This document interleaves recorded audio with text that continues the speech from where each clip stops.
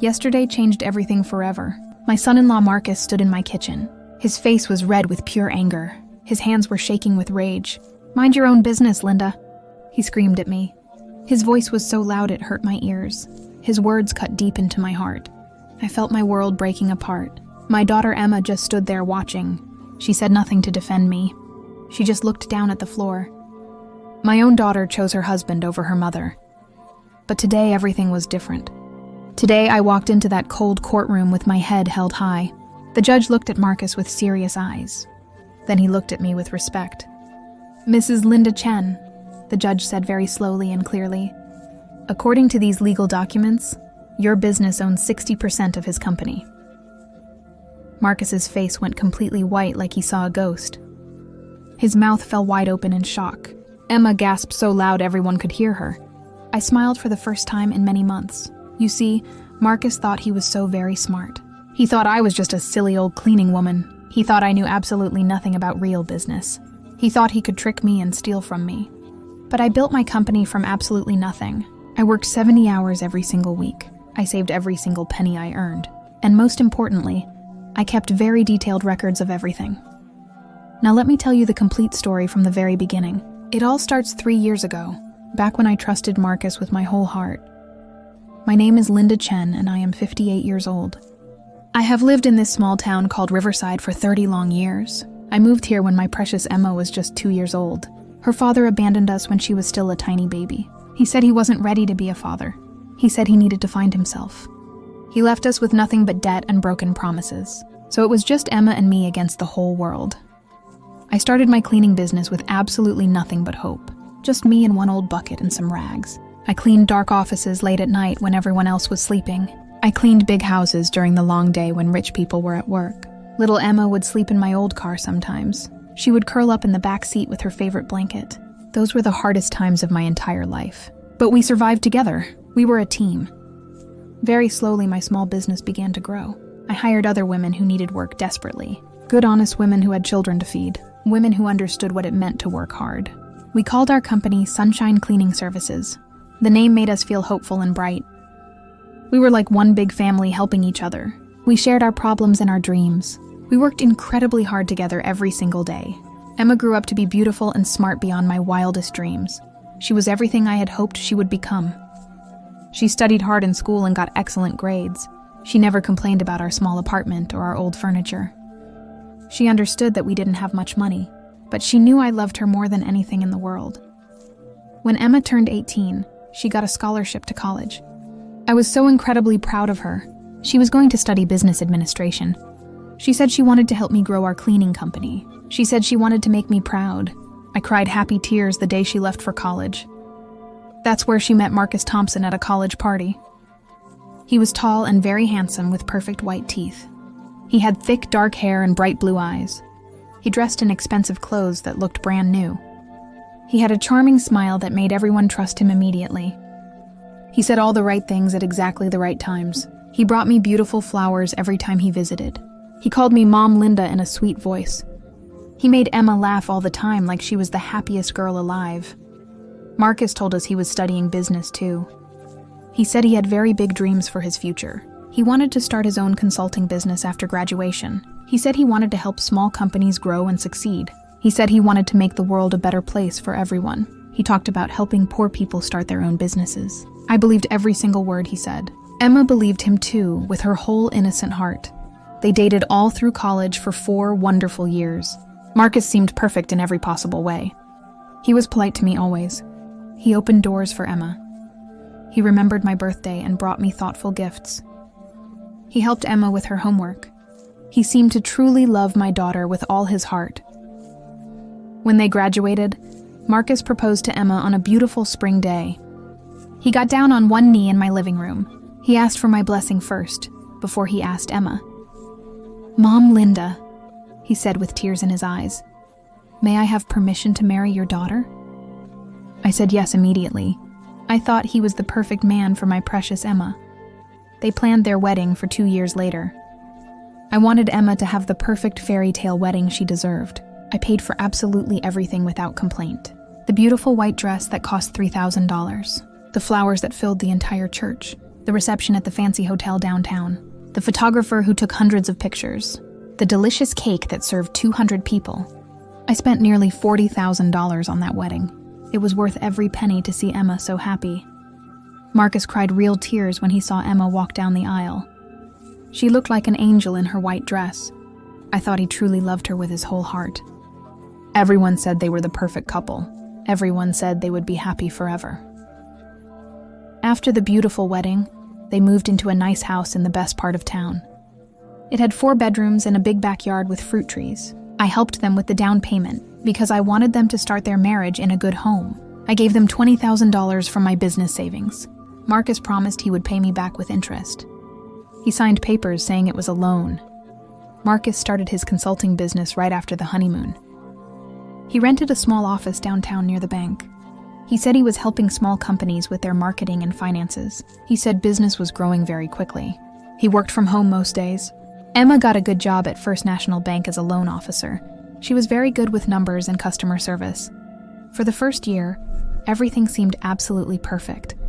They looked so happy together always. They came to my house for dinner every Sunday without fail. Marcus always complimented my cooking with enthusiasm. "This is the best meal I've ever had, Mom Linda," he would say. He helped me wash dishes after dinner.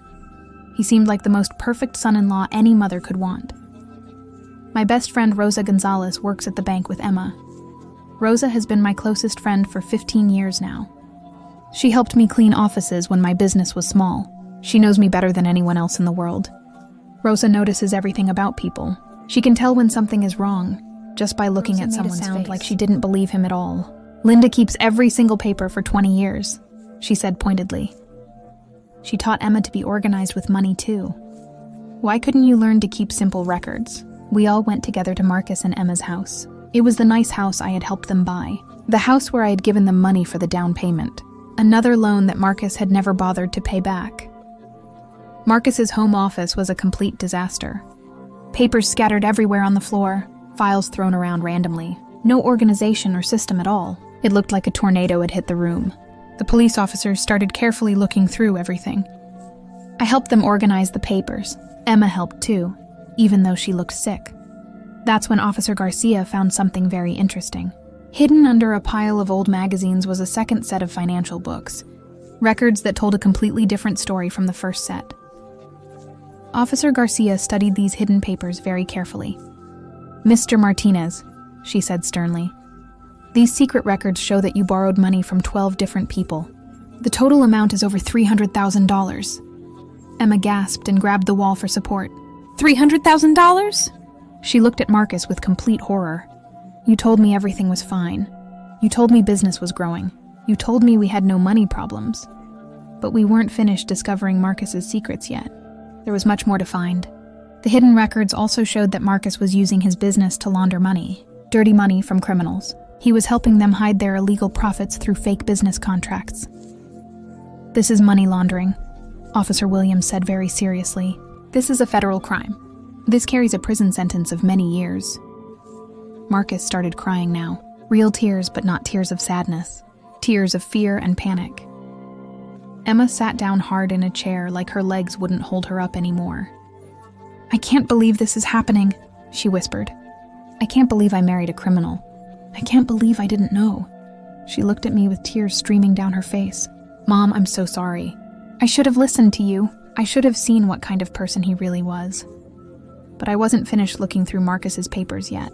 I kept searching through his files. That's when I found something that made my blood freeze in my veins. Life insurance policies. Brand new life insurance policies on Emma and on me.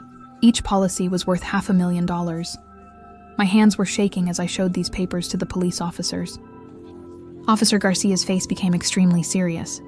"When did you purchase these life insurance policies, Mr. Martinez?" Marcus couldn't answer. He just kept crying and shaking. Emma took the papers from me with trembling hands. She read them carefully. "These are dated just last month," she said in a horrified whisper. "Marcus bought life insurance on us just last month." Officer Williams looked very concerned. "Mrs. Martinez, did you know about these insurance policies? Did you sign any papers or give permission?" Emma shook her head frantically. "No, never. I never signed anything. I never agreed to this." Now I was truly terrified for the first time. Marcus owed dangerous criminals $300,000. He had life insurance policies on Emma and me worth $1 million total. Insurance that would pay him if we died. This was definitely not a coincidence. The police officers asked Marcus to come to the police station for questioning. They wanted him to explain everything. They wanted him to tell them about the money laundering, about the insurance policies, about his plans. Marcus had no choice but to agree. He was caught completely. Before they left for the station, I asked to speak with Marcus privately.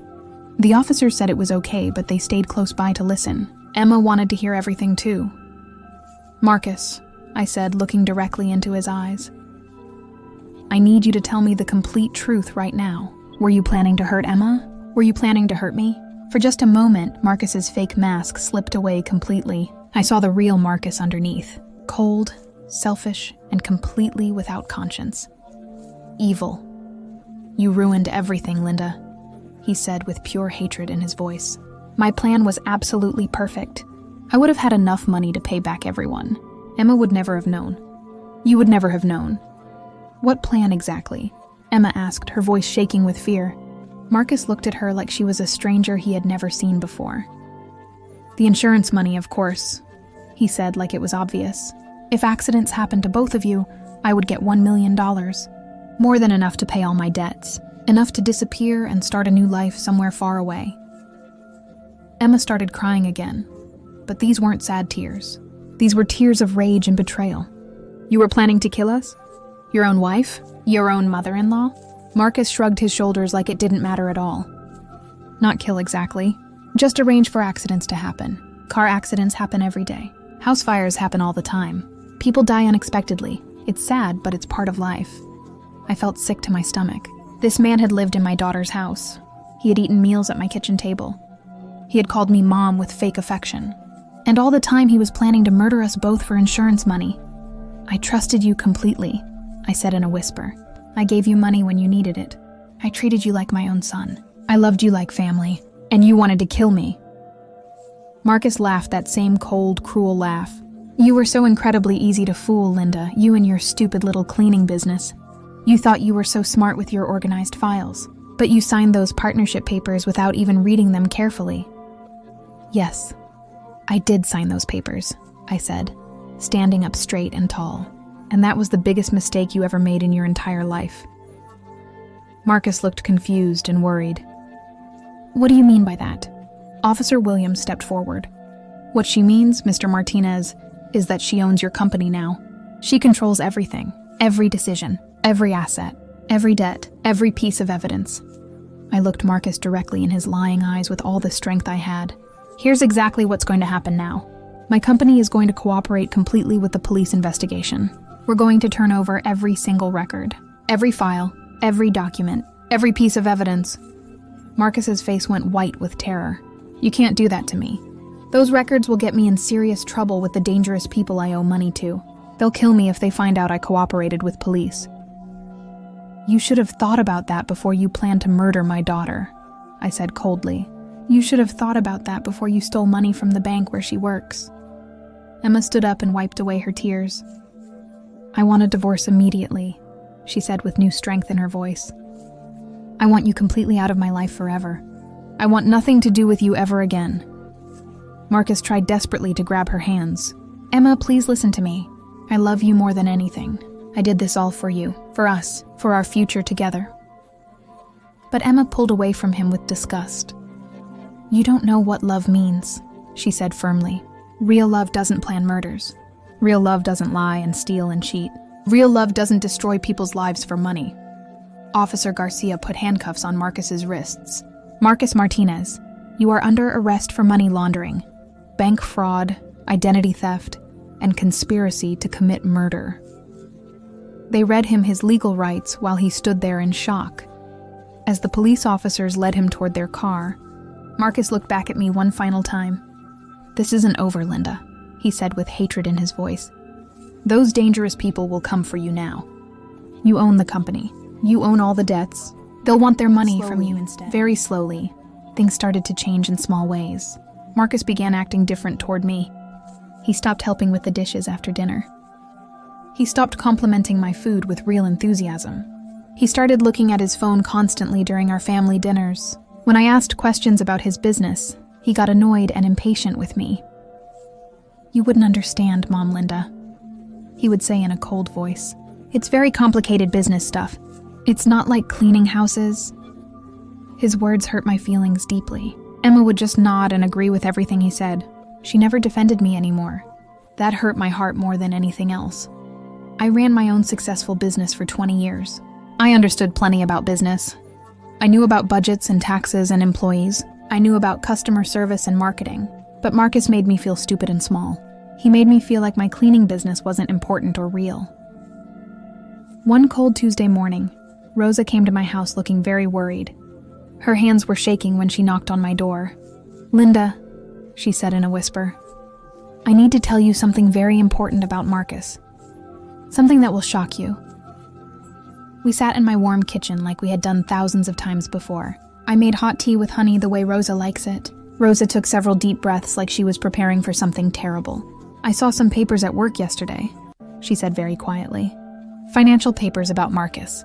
He owes a lot of money to many different people. Much more money than you can imagine." My heart started beating very fast and hard. I felt dizzy and sick. "How much money does he owe?" I asked. Rosa looked down at her hands. She couldn't look me in the eyes. "Over $200,000, she whispered like it was a terrible secret. I almost dropped my hot teacup on the floor. "But there's something much worse," Rosa continued with fear in her voice. "He borrowed money from very dangerous people. People who hurt you badly if you don't pay them back on time. People who break your legs or worse." I felt completely sick to my stomach. My poor innocent Emma had no idea at all. She was living with a man who owed money to criminals. She was in terrible danger and she didn't even know it. The next Sunday at dinner, I watched Marcus very carefully. I noticed things I had never seen before. He seemed extremely nervous and jumpy. He kept checking his phone every few minutes. His hands shook when he tried to eat his food. He kept looking toward the windows like he expected someone to come. Emma didn't notice anything wrong. She was too busy talking excitedly about her work at the bank. "How is your consulting business going these days, Marcus?" I asked in a sweet, innocent voice. His face turned bright red immediately. Sweat appeared on his forehead. "Fine," he said much too quickly. "Everything is going great. Business is wonderful." But his scared eyes told a completely different story. After they left that night, I couldn't sleep at all. I kept thinking about what Rosa had told me. Dangerous people, $200,000 in debt. My daughter was married to a man who might get her killed. I had to find a way to help her before it was too late. The next morning, I went straight to my office very early. I looked through all my organized files very carefully. I kept every single paper from my business. Every contract, every receipt, every bank statement. I am extremely organized because that's how you run a successful business. That's how you protect yourself from people who want to cheat you. I found exactly what I was looking for in my filing cabinet. 6 months ago, Marcus had come to me looking desperate and worried. He said he needed money urgently for his business. "Just a small loan, Mom Linda," he had said with his charming smile. "I'll pay you back very quickly with good interest. I just need $50,000 to close a big deal." I wanted to help him succeed. I wanted to help Emma have a good life, so I gave him the $50,000 from my business account. But I'm not stupid about money. I made him sign legal papers. My lawyer, Mr. Johnson, made sure everything was written correctly and legally binding. But then I remembered something else that made my blood run cold. 2 years ago, right before their wedding, Marcus had needed money for Emma's engagement ring. He said he wanted to buy her the most beautiful ring possible. He said he wanted the best for my daughter. He asked me for another loan to buy the ring, but this time was different and strange. My lawyer, Mr. Johnson, was away on vacation that week. Marcus said we needed to hurry because the jewelry store was having a special sale. The sale would end soon and he would lose the discount. So I agreed to sign some papers that Marcus brought to my house. I didn't read them as carefully as I should have. I trusted him completely because he was going to be my son-in-law. Now I pulled out those old papers from 2 years ago. I looked at them very carefully with new eyes. My heart stopped beating for a moment. These weren't loan papers at all. These were business partnership papers. Marcus had somehow made me a 60% owner of his consulting business. At that time, his business was worth absolutely nothing. It was just starting and had no value at all, so I didn't care about owning part of it. I thought it was just a mistake in the paperwork. But now I realize the truth. If his business owed money to dangerous people, then I owned most of that business. That meant I controlled most of it, too. I called my lawyer, Mr. Johnson, immediately. My hands were shaking as I dialed his number. "Mr. Johnson," I said urgently, "I need to see you right away. This is an emergency." He was busy with other clients, but he could hear the worry and fear in my voice. "Come to my office right now, Linda," he said seriously. Mr. Johnson studied all the papers for over an hour. He read every single word very carefully. He made notes and checked legal books. Finally, he looked up at me with amazement in his eyes. "Linda," he said slowly, "you own 60% of Marcus's consulting business. You are the majority owner of his company." "What exactly does that mean for me?" I asked nervously. Mr. Johnson smiled for the first time. "It means you are his boss now. It means you control everything about the business. Every decision, every contract, every debt, every asset. He works for you now, not the other way around." I felt dizzy and confused. This was enormous news. Marcus thought he had tricked me into giving him money, but he had actually tricked himself into giving me his entire business. He had made me his boss without even knowing it. That same night, my phone rang at 11 o'clock. It was Emma, and she was crying hysterically. "Mom," she sobbed into the phone, "something terrible has happened. Some very scary men came to our house tonight. They said Marcus owes them a lot of money. They said very bad things would happen to him if he doesn't pay them soon." My blood turned to ice in my veins. "Where are you right now, baby?" I asked with panic in my voice. "We're hiding at a cheap motel on the other side of town," Emma said through her tears. "Marcus says we have to stay hidden for a while. He says everything will be okay soon. But Mom, I'm so scared I can't stop shaking. Come to my house right now," I said firmly. "Both of you need to come here immediately. We need to talk about this seriously." Emma was quiet for a long moment. Then she said in a small voice, "Marcus says no. He says you can't help us with this problem. He says this is not your business to worry about." "Not my business?" I was furious beyond words. My daughter was in real danger. Dangerous criminals were threatening her. And Marcus had the nerve to say it wasn't my business? "Emma," I said in my strongest mother voice, "come home to me right now. Don't listen to Marcus about this. Come home to your mother where you'll be safe." But Emma just cried harder. "I have to go now, Mom. Marcus is calling me. I'll call you tomorrow." Then she hung up the phone. I couldn't sleep even 1 minute that night. I kept thinking about my baby girl hiding in some dirty motel room. She was scared and in danger. All because of Marcus and his lies and his debts. All because I had trusted him with my money and my daughter's happiness. Early the next morning, Rosa came to my house again. She looked even more worried than before. Her face was pale and her eyes were red. "Linda," she said with a shaking voice, "it's much worse than we thought yesterday. Marcus has done something terrible at the bank." My heart sank down to my stomach. "What kind of terrible thing?" I asked, afraid to hear the answer. Rosa sat down heavily in my kitchen chair. "He used Emma's computer access codes at work. He stole $50,000 from customer accounts. Emma doesn't know anything about it, but the bank managers think she helped him steal the money." Now I was truly terrified and angry. Marcus wasn't just destroying his own life with his crimes. He was destroying Emma's innocent life too. My daughter, who had never hurt anyone, might go to prison because of her husband's greed and stupidity. I picked up my phone with determination. I called Mr. Johnson again. "I need all those partnership papers," I said firmly. "Bring them to the bank at noon today. It's time to stop Marcus before he destroys my daughter completely." At 11:30 that morning, I walked into First National Bank with my head held high. Rosa was already there waiting for me. Emma was there too, sitting in a chair looking absolutely terrible. Her eyes were red and swollen from crying all night. Her hands wouldn't stop shaking. She wore the same wrinkled clothes from yesterday. She looked like she hadn't slept in days. Sitting right next to Emma, holding her hand tightly. But when he looked at her, his eyes seemed cold and calculating. When he saw me walking in, his face immediately got angry and mean. "What are you doing here, Linda?" he asked in a rude voice. "This doesn't concern you at all."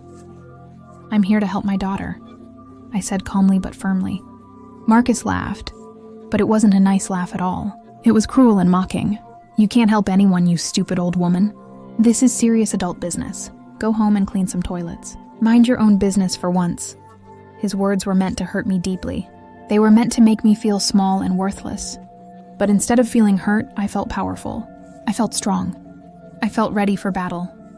The bank manager, Mr. Peterson, came out of his office looking very serious and worried.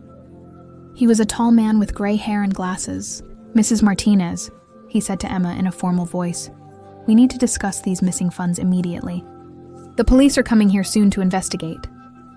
Emma started crying again, even harder than before. "I didn't take any money," she said desperately. "I would never steal from anyone. I would never do anything dishonest." Mr. Peterson looked sad and tired. "But the money was taken using your personal access codes. Your computer login, we have security footage of someone using your workstation." Marcus stood up quickly and loudly.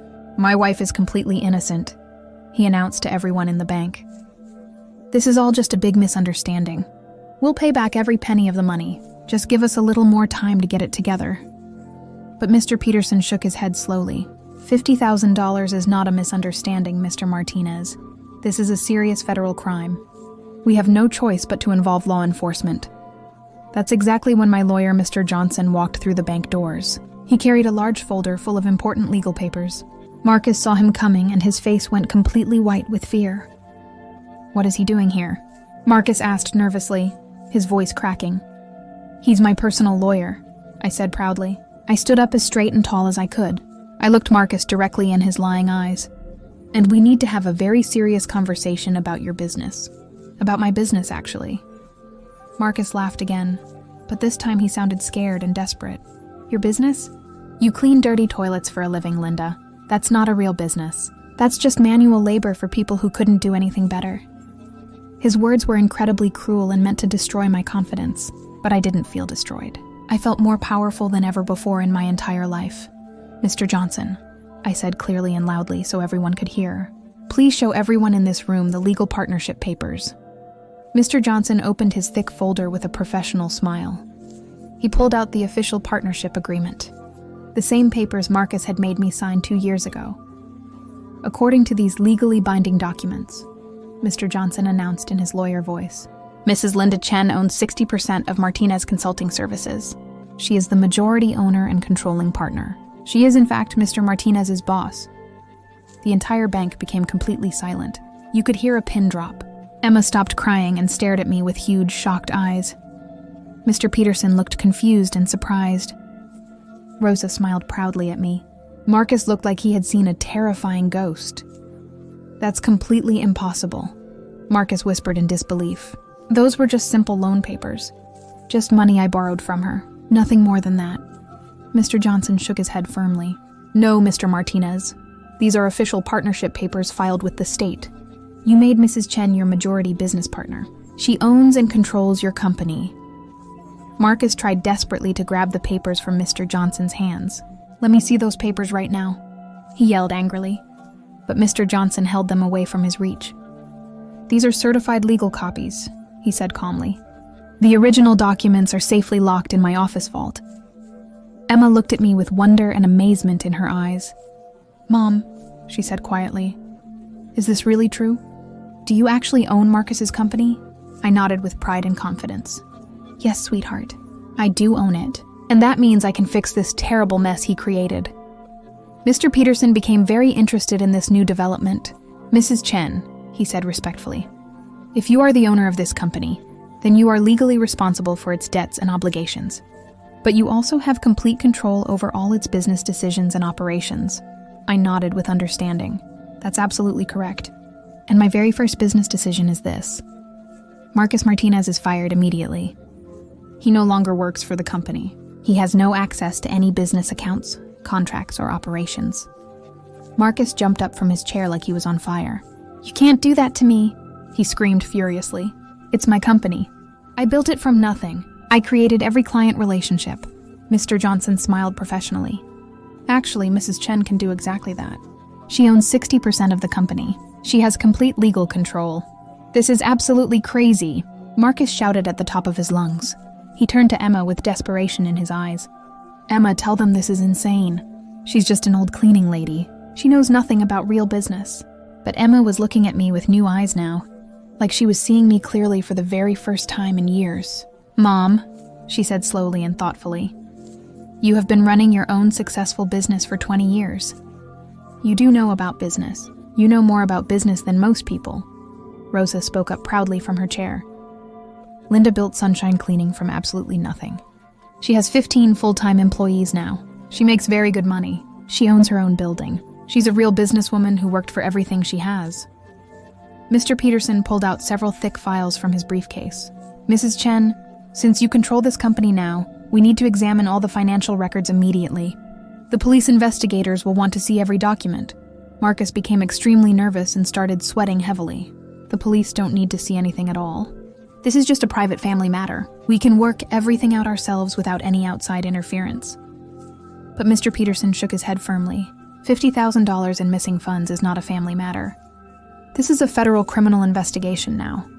I looked at Marcus with steel in my voice. Where are all the company financial records? Where are the business files and bank statements? Marcus looked away and couldn't meet my eyes. They're at home in my office, he said in a very quiet voice. Rosa, I said with authority, please call the police right now.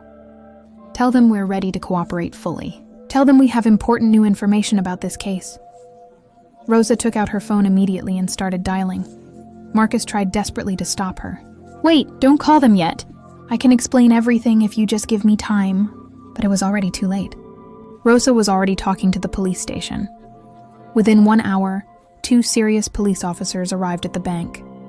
Officer Williams was a tall black woman with kind eyes. Officer Garcia was a shorter Hispanic man with a notebook. They both looked very professional and experienced.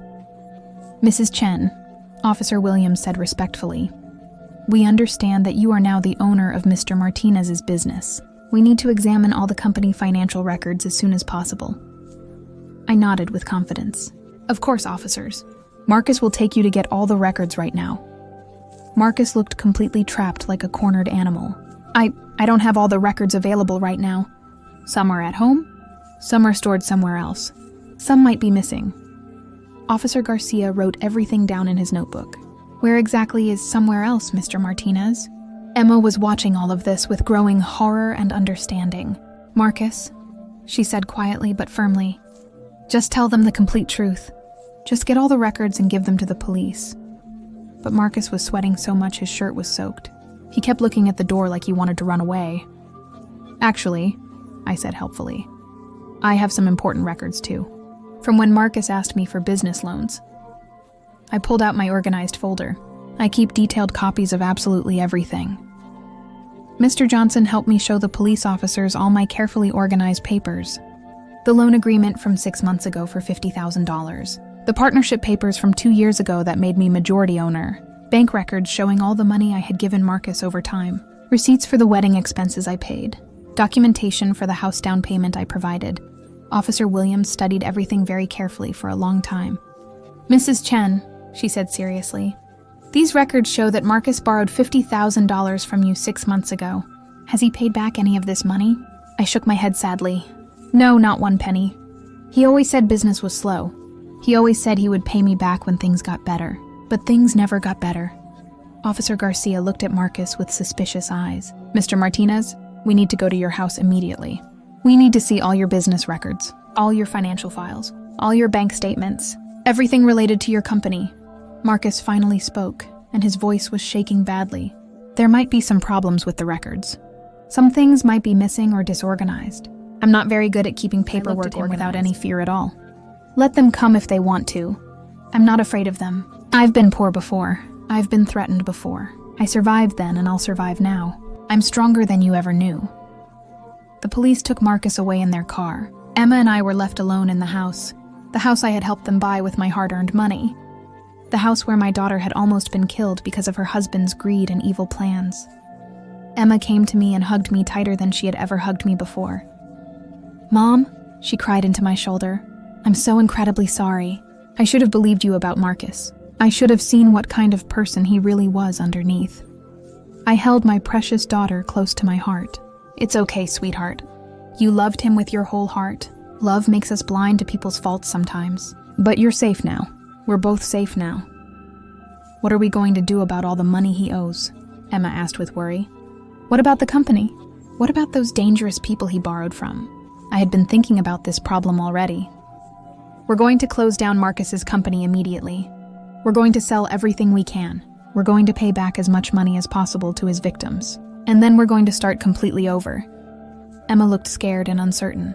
But what if the money isn't enough? What if those dangerous people still want more from us? I took her hands in mine and looked into her eyes. Then we'll deal with that problem together too. You and me, like we always have since you were a little girl. We're a team, Emma. We always have been. The next few weeks were incredibly busy and stressful. The police investigation continued and grew larger. They found even more evidence of Marcus's crimes. They discovered connections to organized crime families. They found detailed proof of his murder plot against Emma and me. Marcus tried to make a deal with the prosecutors. He offered to give them information about all the dangerous criminals he had worked with. In exchange, he wanted a much lighter prison sentence. But the prosecutors refused his offer. His crimes were too serious and too dangerous. Meanwhile, I worked closely with my lawyer to shut down Marcus's consulting company completely. We sold all his office equipment and computers. We sold his business furniture and supplies. We used every penny to pay back some of his innocent victims. The bank decided to drop all charges against Emma. They understood that she was completely innocent. They realized she was also a victim of Marcus's crimes. They even gave her a promotion at work. They said she had shown excellent character during a very difficult situation. Rosa stood by us through everything, with loyalty and friendship that never wavered. She brought us warm meals when exhaustion took over, helped organize legal papers and evidence, and listened when our fears felt too heavy. She was more than a friend. She was family. The criminals Marcus owed money to never came after us. The police had used his own financial records to track and arrest them all. In a strange way, his greed helped take down an entire criminal network. 6 months later, Marcus faced his criminal trial. I testified about the partnership papers, the stolen money, the insurance fraud, and his plan to murder Emma and me for the payout. Emma, brave and composed, told the jury how he'd lied to her, used her bank access codes, and turned her into an unknowing accomplice. The jury found Marcus guilty: money laundering, bank fraud, identity theft, conspiracy to commit murder. The judge sentenced him to 25 years in federal prison, without parole. After the trial, Emma and I sat quietly in our kitchen, the same one where Marcus once shouted at me to mind my own business. Now it was peaceful again, just the two of us, like it used to be. I've learned something. Mom, Emma said softly. You're the real business expert. You built something honest and strong.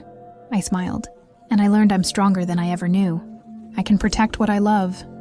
Emma moved back home for a while. She needed time to heal, rebuild trust, and remember who she was before Marcus. I didn't mind. Having her home was a gift. Together, we ran Sunshine Cleaning Services. Emma used her business degree to help expand our contracts with hotels and offices. We hired more women in need of good jobs. Our company became more successful than ever.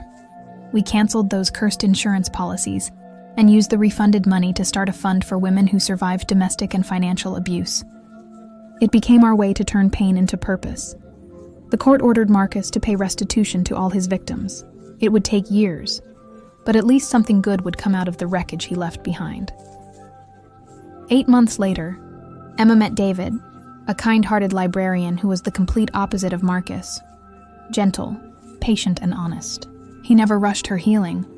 Every Sunday he joins us for dinner, helps with dishes, and compliments my cooking with genuine warmth. For the first time, I can tell the kindness is real. Emma laughs again now. Her smile is bright and easy, her trust more cautious but wiser. She's stronger. We both are. I learned my simple cleaning business was never small. It saved my daughter's life. Keeping records, reading contracts, and running my company with integrity made me the kind of woman Marcus could never destroy. That's how my son-in-law told me to mind my own business. But the judge said my business owned his company. Marcus thought he was smarter than everyone. He could steal from me, manipulate Emma, and walk away free. He was wrong. I wasn't just a cleaning lady. I was a businesswoman who refused to be fooled. I kept every paper, every record, every contract. That's what real business people do, and it's what saved us. Emma and I are closer now than ever before. We both learned that real love isn't about gifts or words. It's about protection, sacrifice, and standing by each other when life gets hard. Rosa still works with us, still comes over for tea, and now our gossip is happy about Emma's future with David, our growing business, and the bright life ahead. Marcus writes from prison sometimes, letters begging for forgiveness or money. I throw them away without reading. He made his choice. In an ironic twist, his own records helped the FBI capture more criminals. That's the only good thing he ever did. If there's one thing I want you to take from my story, it's this. Never let anyone make you feel small because of your job, your background, or your education. You don't need a fancy title to be powerful. If you work honestly, keep good records, and treat people fairly, you are a real businesswoman. Always read legal papers carefully. Trust but verify. Love deeply but protect yourself. Keep your finances independent, your documents organized, and your confidence unshakable. What would you have done in my place? Would you have trusted Marcus? Would you have seen the danger sooner? Tell me in the comments. Share your own stories of business, betrayal, and survival. Like this video if it taught you something important. And subscribe for more real stories about love, justice, and strength. Remember, we women must stand together. We must protect, uplift, and warn each other, because there will always be another Marcus out there. But together we are stronger, with love and respect. Until next time.